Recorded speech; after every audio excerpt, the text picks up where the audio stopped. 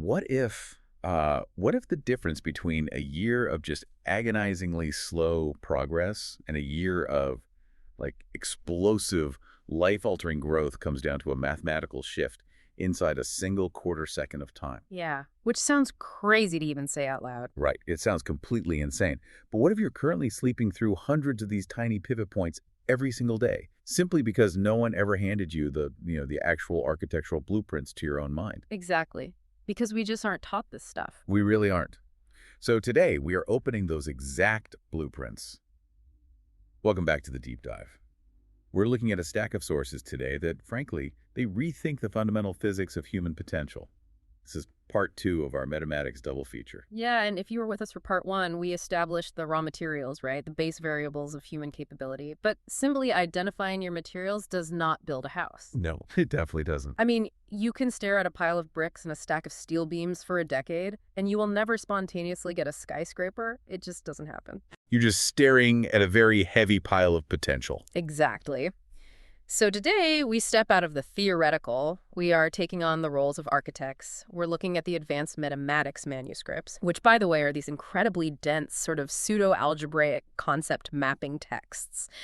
And we are cross-referencing them with the personal field notes of an individual known only as the Traveler. Yeah, the Traveler. Which sounds very sci-fi. But these notes are deeply practical. They document a highly precise 11-step operational flow of human transformation. And we need to be incredibly clear about our mission for you today. This is not, it's not a motivational exercise. Right. We're not going to tell you to just believe in yourself. Or hustle harder, none of that. We are conducting a structural analysis of how you operate. We're going to show you how to engineer your own evolution, literally quarter second by quarter second. We're going to examine the precise productive tension between opposing forces in your life, and we're going to unlock the actual mathematics of exponential multiplication. Which is where it gets really exciting. Yeah. Because we are inviting you to step into the metamind, the control room of your own internal operating system. You are no longer just the user clicking buttons on the screen, hoping for a reward, You are the administrator rewriting the core code. I love that framing. So let's open the blueprints to Chapter G. Let's do it. Chapter G. So Chapter G marks step 2 of the Traveler's 11-step flow. And it introduces a foundational concept called the duality. But to effectively utilize this concept, we first have to, totally dismantle a very pervasive, deeply ingrained cultural misunderstanding. Yeah, we have a lot of baggage around that word. We really do. When people hear the word duality, or, if they picture the classic yin-yang symbol, the immediate association is usually something quite passive. The default association is definitely a static balance. It's the 50-50 split. Exactly. Good and bad, light and dark, work and life. It's basically the entire modern corporate obsession with work-life balance. This idea that you have a scale and you have to perfectly equalize the stones on both sides so the beam stays completely flat and nothing tips over. Right, and that static equilibrium is exactly what the META-MATICS manuscripts argue against. A flat scale is a dead system. The text is very emphatic about this viewing duality as a neutralizing of forces is a fundamental error in architecture. Oh, that's a great way to put it, an error in architecture. Yeah, because if you look closely at the ancient yin-yang symbol, Yep. The boundary between the light and the dark is not a rigid straight line down the middle. Right, it's an S-curve. Exactly. It's heavily curved, it's alive, it is in motion. The black contains a dot of white, the white contains a dot of black. Duality is not about achieving a stagnant, dead 50-50 balance. It's about dynamic, productive tension. Okay, let's test that against how people actually live. Because shifting from oppositional thinking to complementary thinking sounds great in a philosophy class, but it usually plays out terribly in real-life practice. It really does, because oppositional thinking frames these forces as enemies, right? It's totally binary. Yeah, it's like, I need to put in massive effort versus I need to rest, or I need strict structure versus I need creative freedom. When you view these as enemies fighting for territory in your calendar, the result is usually this brutal ping-pong effect. Oh, absolutely. The burnout cycle. Yeah, you hustle and grind until your adrenal system completely fails and you burn out, and then you just collapse into total lethargy for 3 weeks. Or you enforce a rigid militaristic schedule until you inevitably rebel against it, resulting in complete chaos and zero structure. And that ping-pong effect is the absolute hallmark of oppositional thinking. You're constantly swinging the pendulum from one extreme to the other, and usually you're feeling incredibly guilty in the transitional space between them. Yeah, that guilt is the worst part. It is. But complementary thinking, which the traveler outlines in Chapter G, operates on a both-hand paradigm. It recognizes that these forces are not enemies fighting for dominance. They are structural partners. They converse with each other. They fuel one another. You do not choose between them. You utilize the tension between them. Okay, if I follow that logic, though, it sounds a bit like we're just dressing up the word compromise. You know, like watering down the intensity of both sides so they can peacefully coexist in the middle. Like, I won't work too hard, but I won't rest too much either. I see why you'd think that, but not at all. Compromise implies a mutual concession. It means both sides lose a fraction of their power just to avoid conflict. Productive tension is about maximizing the absolute power of both forces simultaneously to hold up a larger structure. Okay, let's visualize this mechanically, because that helps me. Think about the engineering of a massive suspension bridge, right? Like the Golden Gate. Perfect analogy. If you're the architect of that bridge, you don't compromise between the heavy steel cables pulling up and the massive gravitational force pulling down. You absolutely require the tension between them. Right, you need them fighting each other. Exactly. The bridge only holds the weight of thousands of cars because of the extreme tension between the compression forces pushing down and the tension forces pulling up.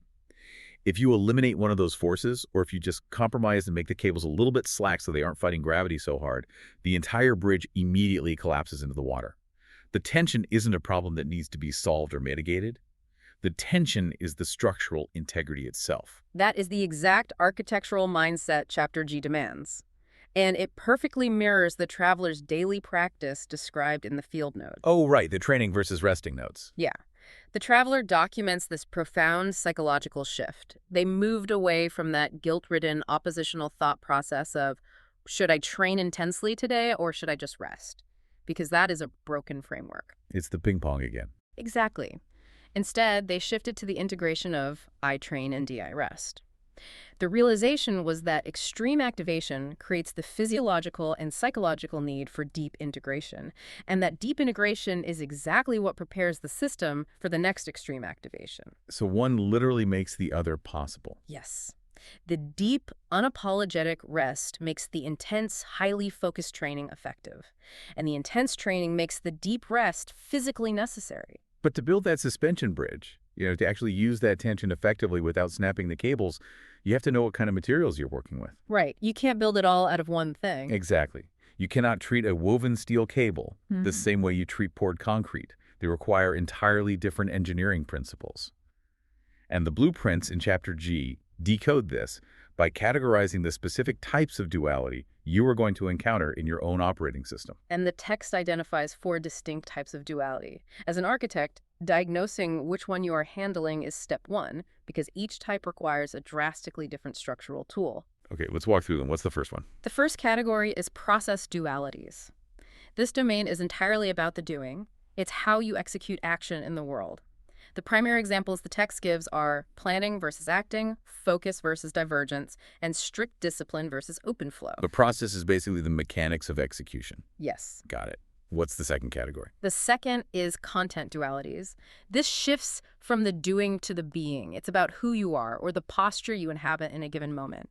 Examples here are confidence versus humility, immense strength versus open vulnerability, or fierce independence versus deep connection. Okay, so process is what I am doing. Content is who I am being.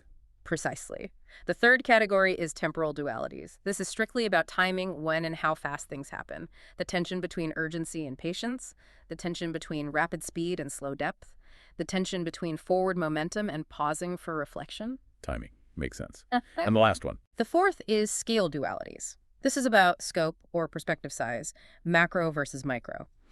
Holding the massive 10-year vision versus executing the granular daily detail. Seeing the whole interconnected system versus focusing on a single isolated element. Okay, so we have the materials. Process, content, temporal, and scale. Ah. But how do we actually handle them? Because you mentioned different tools for different materials. Let's start with the tool for process dualities, the doing. Right, so you manage the tension between, say, planning and acting through a tool called conscious alternation. The neurological reality is that you cannot plan a strategy and execute a task at the exact same time with any degree of high efficiency. No, your brain just fries. Totally. They utilize completely different cognitive networks. So you must create explicit, rigid rhythms. The text provides a fantastic operational example. You dedicate Sunday evening entirely to planning mode. You look at the week, you allocate resources, you make the hard decisions. Then, from Monday morning to Saturday afternoon, you are entirely in executing mode. You do not question the plan. You do not stop on a Wednesday afternoon, stare at your laptop, and say, wait, is this the right overarching strategy? You just execute the steps you already decided on. I see. So this conscious alternation entirely eliminates the massive cognitive drain of decision fatigue. Exactly. You give both opposing forces their dedicated, uncompromised time. That structural boundary is vital. Because Yeah. if you lack that boundary, you sit at your desk on Tuesday trying to write a specific report, but part of your brain is simultaneously wondering if you should be focusing on a different client entirely, or if your career is on the right track. Right. The existential dread creeps in. Yeah. And you end up paralyzed. You aren't planning effectively, and you aren't executing effectively. You are just leaking cognitive energy. You're bleeding energy because you're trying to simultaneously hold a process duality. Now, contrast that with how you must handle content dualities, the being. The tool here is entirely different. You manage these through simultaneous holding. You do not alternate these. You must embody both at the exact same time. Okay, break that down for me, because doing two contradictory things at once usually feels impossible. How do I simultaneously hold confidence and humility? Well, think about the alternative. If you try to manage confidence and humility with conscious alternation, which is the tool for process, what happens? You decide, I will be supremely confident on Monday, and I will be deeply humble on Tuesday. Oh, wow. Yeah, that is functionally absurd. It is. That's just a recipe for absolute psychological whiplash. You walk into the office on Monday as this arrogant, unteachable narcissist who won't listen to anyone. Then on Tuesday, you walk in as a crippled, insecure mess who questions their own right to exist. Exactly. If you misdiagnose a content duality and treat it like a process duality, you literally end up alternating your personality. You destroy trust with everyone around you. It causes a complete system failure. So to use simultaneous holding for confidence and humility, you have to embrace the paradox. You speak with absolute conviction about your ideas, backing them up with all your expertise. You're entirely confident in your effort and your preparation. Right. But in that exact same breath, you stay completely open to the possibility that new data could prove you wrong. You are confident in your capacity, but humble about your ultimate mastery of the universe. You embody the tension of both simultaneously. I love that. Confident in capacity, humble in mastery. And what about the last two? Temporal and scale dualities, timing and scope. These require a third tool, which the META-MATICS texts call contextual discernment. This is the architectural ability to read the room or read the reality of the situation, to determine what is actually mathematically required rather than just defaulting to your personal psychological preference. Well, that is a massive trap, isn't it? Defaulting to our preferences. It's huge. Because we all have a baseline operating speed. Like, my default is absolutely urgency. If there's a problem, I want it solved yesterday. Yeah. I will force speed onto a situation whether it naturally wants to go fast or not. And urgency is a very powerful force until you encounter a complex structural problem that mathematically requires patience and depth. If you just aggressively force urgency onto a delicate situation simply because it makes you feel more comfortable, you break the system. You tear the cables on the bridge. Exactly. Contextual discernment is the trained ability to pause your default reaction and ask, does this specific variable require speed to capture an opportunity, or does it require depth to avoid a catastrophic error? Does this moment require me to zoom out to the macro vision to see where the market is going, or do I need to zoom in to the micro details because a line of code is broken? The manuscripts outline a few cultural traps here that are incredibly relevant to this. One is the trap of static balance we discussed earlier, the myth that every single day needs to be a perfect 50-50 split between work and rest, or focus and flow. Right. The text points out that biological and operational reality is dynamic. Some weeks are an 80-20 split because you are launching a massive project. If you artificially force a 50-50 split every day, you never go all in when the environmental conditions are perfect for a sprint, and you never fully, deeply rest when your system is totally depleted. That's so true. Another severe trap the texts identify is the glorification of one side of a duality to the exclusion of the other. We see this culturally constantly. Hustle culture dictates that relentless striving, pain, and macrovision are everything, and that rest, micro-detail, or flow are for the weak. Yeah, sleep is for the weak, that whole toxic mindset. Right. But then we see the inevitable cultural backlash, what some call toxic self-care, which argues that any kind of striving or discipline is inherently harmful and you should just retreat into total comfort. Both of these ideologies fail structurally because they attempt to eliminate a necessary load-bearing force from the bridge. To just slack the cables. Exactly. And finally, the text warns against premature synthesis. This is the arrogance of declaring victory too early. It's believing you have permanently solved the tension between work and rest.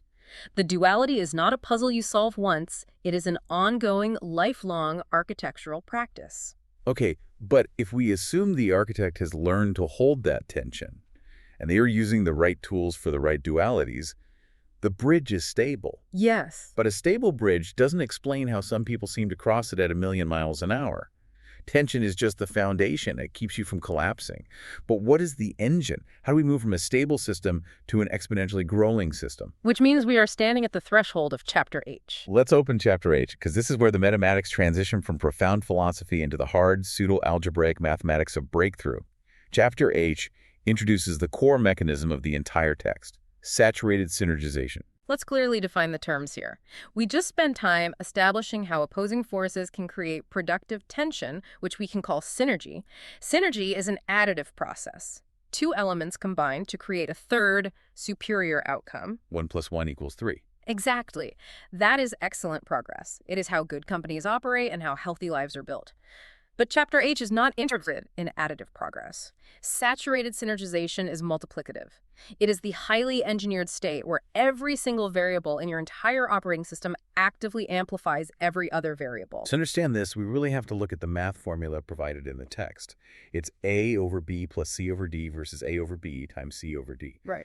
Let's define these variables so this doesn't sound like a calculus fever dream for everyone listening. A represents the iterator.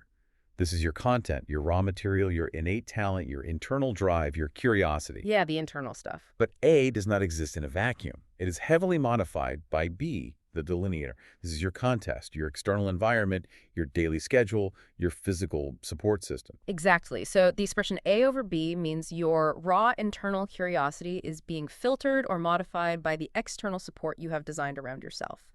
If your internal curiosity is incredibly high, but your external support system is chaotic or non-existent, your potential is choked off. Right. The second part of the equation, C/D, represents a second set of paired variables. C is your time, the literal hours you have available.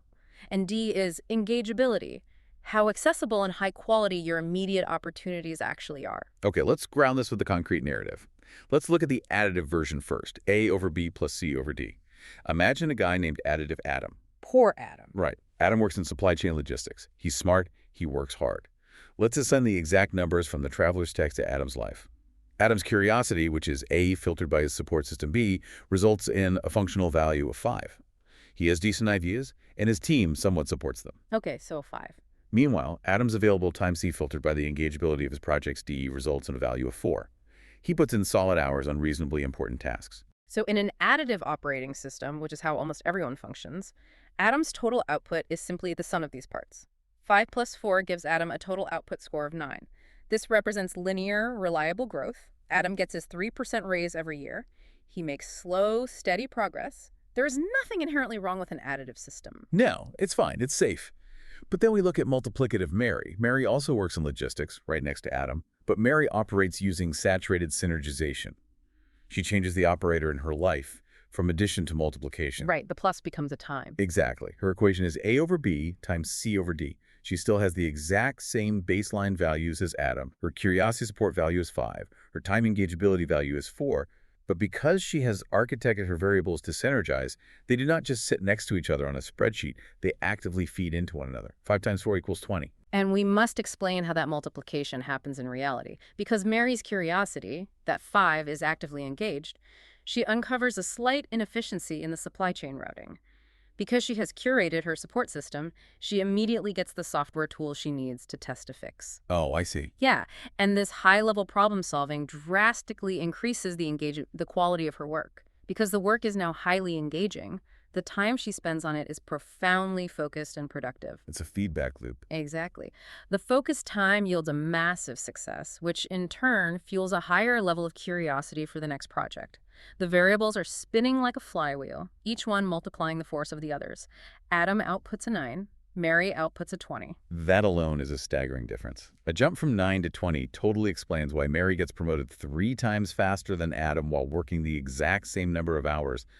But the META-MATICS text doesn't stop there. There is one final, incredibly elusive variable added to the end of Mary's equation. There is. The saturation coefficient, represented in the manuscripts by the Greek letter phi. Phi represents the achievement of dual participation. When an architect successfully applies phi to the equation, the multiplicative total of 20 multiplies yet again. It scales exponentially. It becomes 40 or 80 or 160. Wow. This is the mathematical explanation for the phenomenon we occasionally witness, where an individual experiences an entire decade's worth of growth, skill acquisition, or paradigm-shifting insight in a single month. They are not suddenly working 120 hours a week instead of 40. They are not simply gritting their teeth and adding more effort. They have aligned their variables so they multiply, and then they have saturated the specific moments of execution with dual participation. It is the geometry of exponential compounding. Okay, stop right there. I have to push back on this because this is where the theory threatens to detach from reality for me. I understand the math for multiplicative Mary. I understand how curiosity can make time more effective. But this phi variable, this dual participation, sounds mystical. Mystical how? Like, how does a human being actually feel a multiplication sign in their daily life? What does fear look like when I am sitting in traffic or typing an email or eating breakfast? Well, the traveler anticipated exactly that skepticism, and to answer it, the field notes provide incredibly visceral, mundane example.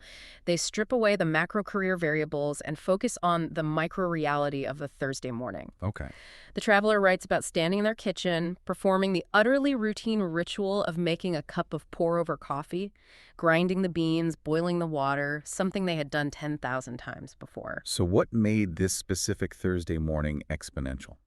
The traveler didn't just think about being present. They weren't reciting affirmations or forcing some rigid mindfulness technique. They were simply entirely there. And the notes describe a profound sensory reorganization. Sensory reorganization. Yes.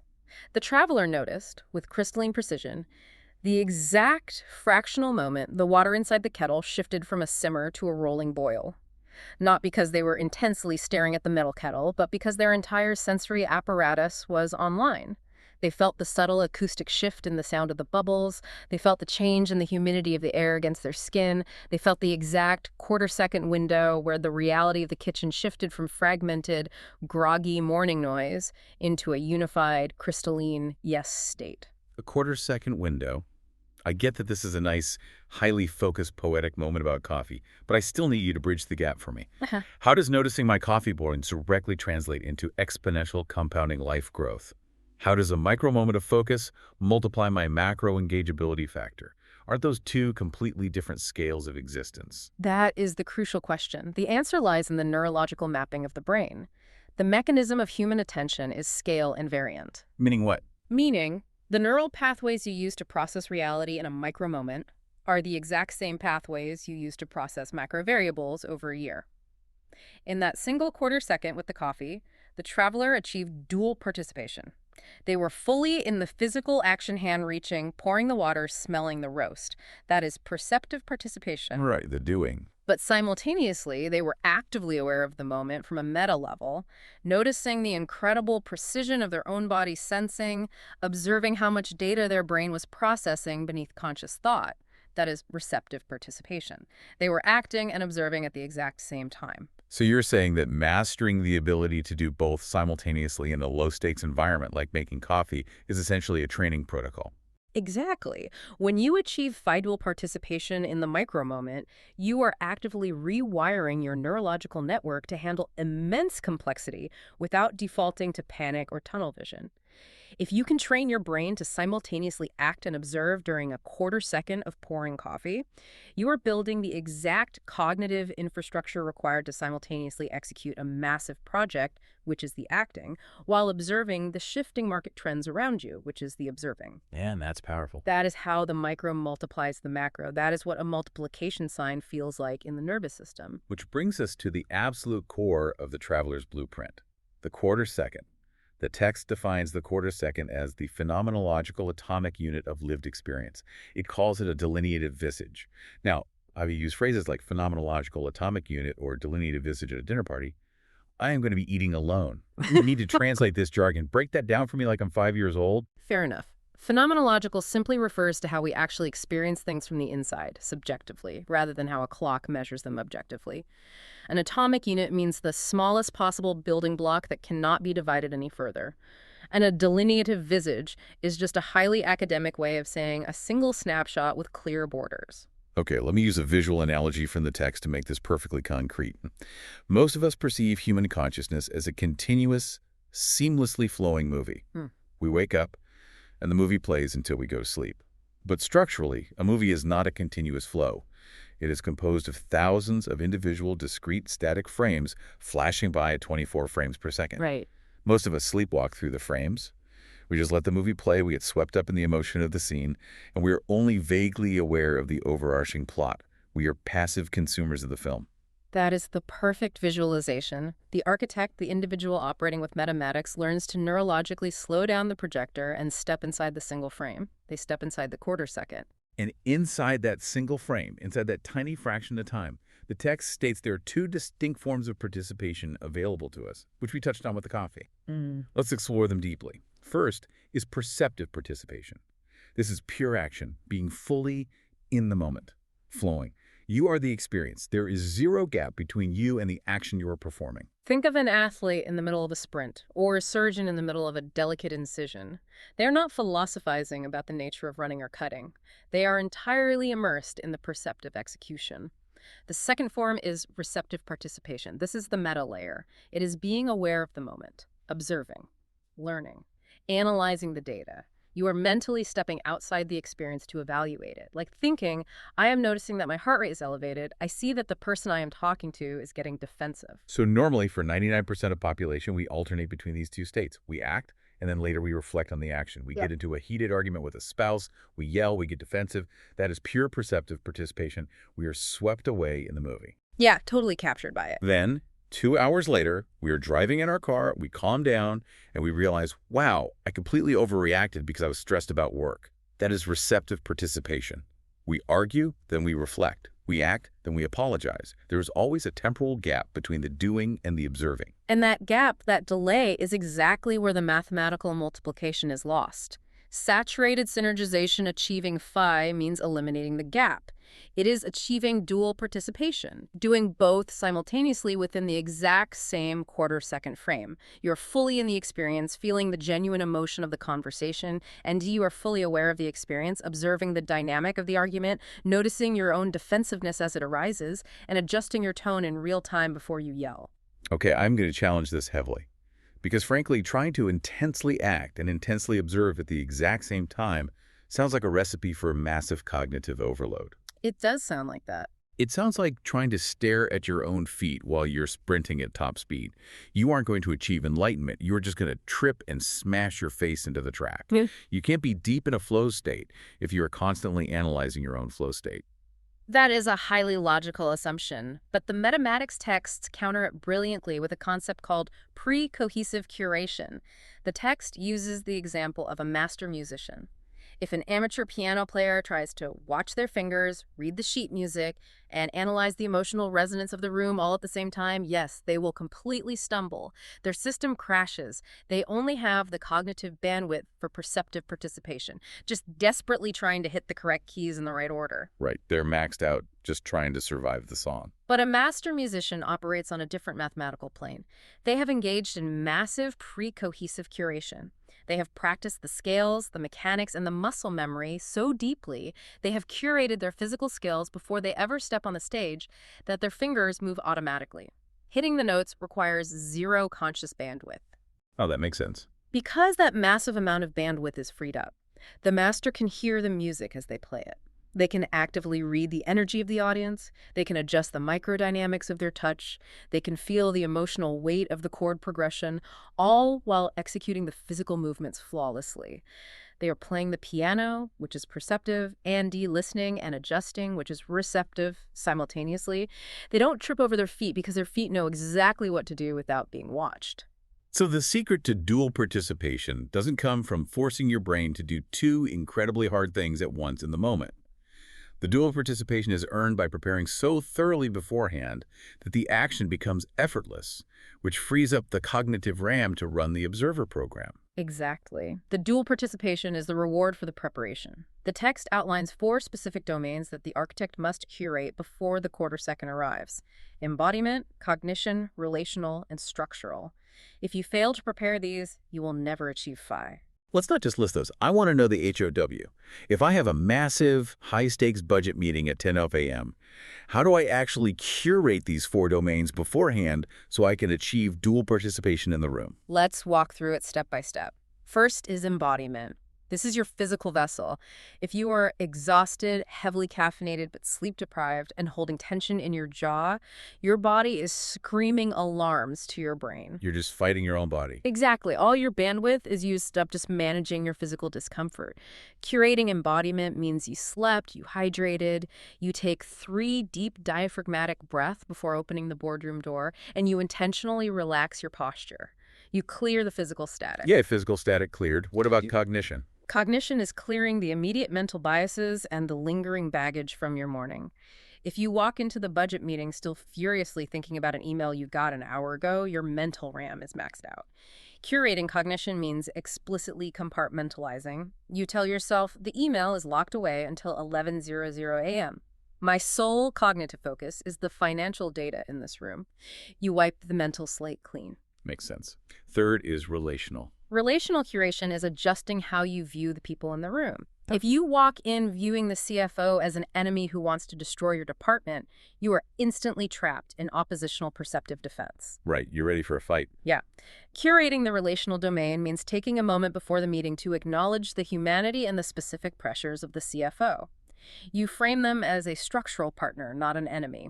You prepare for complementary tension. And finally, structural. Structural curation is having your blueprints ready. It means you actually know the numbers. You have the agenda clear in your mind. You know exactly what your bottom line is. You aren't desperately searching through your notes while someone is asking you a question. If you have curated all 4 of these domains, embodiment, cognition, relational, and structural, before you sit down, when the CFO asks a highly aggressive question, you don't panic. You're just ready. You have the bandwidth to answer flawlessly, which is perceptive, while simultaneously noticing the specific tone of their voice and realizing that they are actually just stressed about a different division entirely, which is receptive. You achieve dual participation. You navigate the meeting perfectly. That breakdown is incredible. It moves it from abstract philosophy to a literal pre-flight checklist. And let's connect this back to the mathematical equations, because this is where my mind was entirely blown by the manuscripts.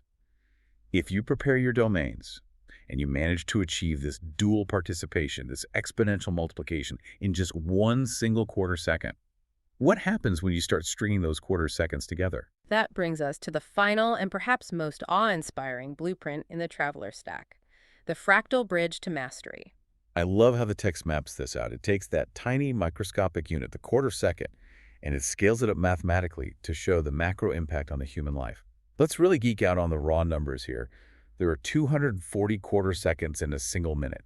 Correct. Which means there are 3,600 quarter seconds in a short 15-minute work session. The text gives a highly specific, documented example of the traveler moving through a massive, paradigm-shifting stage transition in their life. They are moving from stage 6 of their development, which is categorized as inquiry asking deep questions, feeling lost, into stage 7, which is vision having total clarity and direction for their future. A transition that usually takes people years or sometimes decades to achieve, if they ever achieve it at all. Exactly. And the text calculates precisely that it took the traveler 31,200 saturated quarter seconds to achieve this life-altering vision. 31,200 saturated quarter seconds. Let's do the math on what that actually looks like in real time. That equates to roughly 130 minutes of pure, unbroken dual participation. Spread across the 4 weeks the traveler documented, that is only about 32.5 minutes a week of saturated synergization. I want everyone listening to pause and think about the profound relief embedded in that math. 32.5 minutes a week. Most people are operating under the delusion that transformation requires grinding for 80 hours a week, destroying your health and sacrificing your relationships. It's just a totally toxic baseline we've accepted. They think a breakthrough is a lightning bolt from the sky that strikes the lucky ones, or a grueling marathon of suffering. But the META-MATICS show us something entirely different. True transformation is simply the mathematical accumulation of highly saturated moments. You do not need to completely overhaul your calendar, quit your job, and work 80 hours a week. You simply need to increase your saturation rate during the hours you are already sitting at your desk. Precisely. Let's say you are sitting in a standard 1-hour strategy meeting.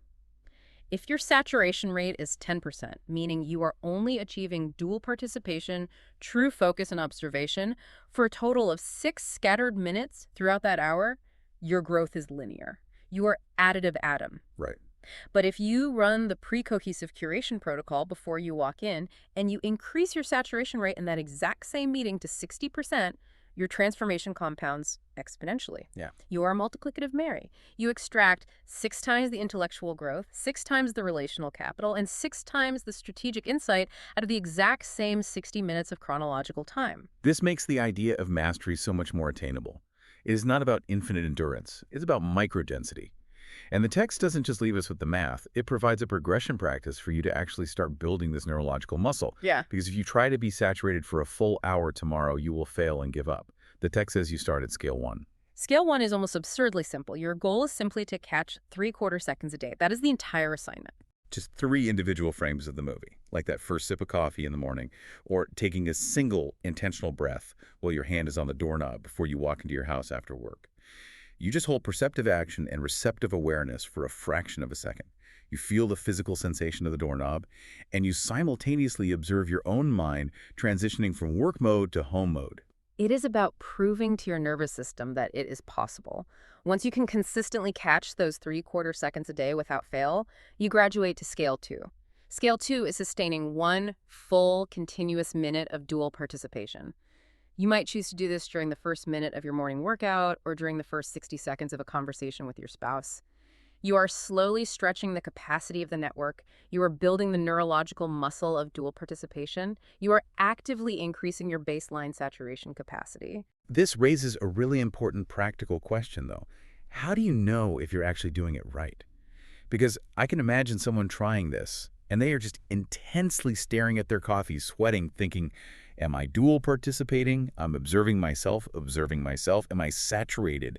How do we separate true phi from just overthinking it? It's a critical distinction, and the traveler's notes are very clear on this. Dual participation is not forced, anxious self-surveillance. If you feel physical tension in your chest, if you are actively judging your performance, if your internal monologue is screaming, I need to be more present right now, that is not saturation. It's just anxiety. Exactly. That is just cognitive anxiety masquerading as mindfulness. True dual participation, true phi, feels deeply enlivening. It feels like a sudden rush of clarity and spaciousness. It is the exact difference between gripping a steering wheel so hard your knuckles turn white because you were terrified of crashing, versus the fluid, relaxed, highly responsive grip of a professional race car driver who feels every vibration of the road but is completely calm in the cockpit. It brings us right back to the suspension bridge. The tension holds the massive structure up in the sky. The tension does not snap the cables. Exactly. And this brings us to the ultimate realization of the architect.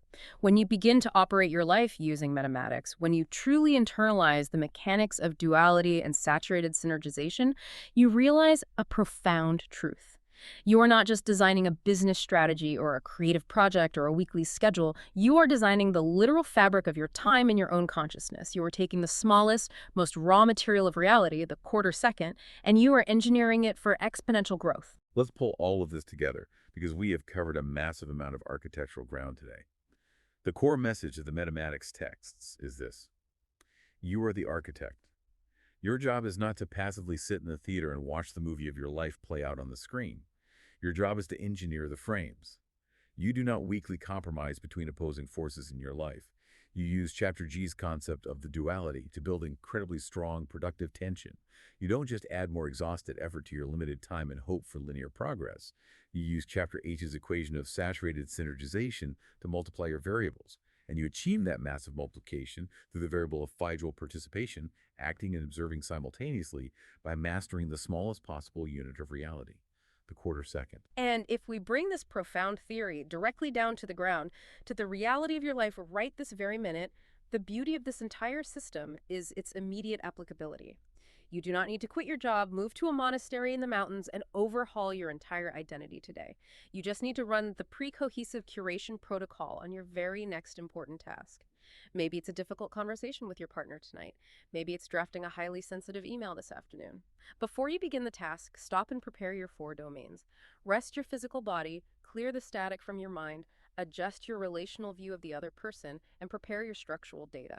And then, once you are curated, step into the quarter second. Seek dual participation, even if you only hold it for the first 60 seconds. Which brings us to our final thought. Earlier, we talked about how a life is not a continuous flow, but a series of discrete, flashing quarter seconds. We talked about how there are 3,600 of those quarter seconds in just a single 15-minute conversation. And the math proves that fully saturating just a handful of those moments can shift the entire trajectory of your career, your relationships, and your understanding of yourself. So it begs a slightly unsettling question. If all it takes is a fraction of a second of dual participation to alter your geometry from addition to multiplication, how many life-changing pivot points have you already slept through today? How many moments of exponential growth simply flashed by while you were on autopilot? And more importantly, would you take your headphones off in a few minutes? Who exactly will you choose to become in the very next frame?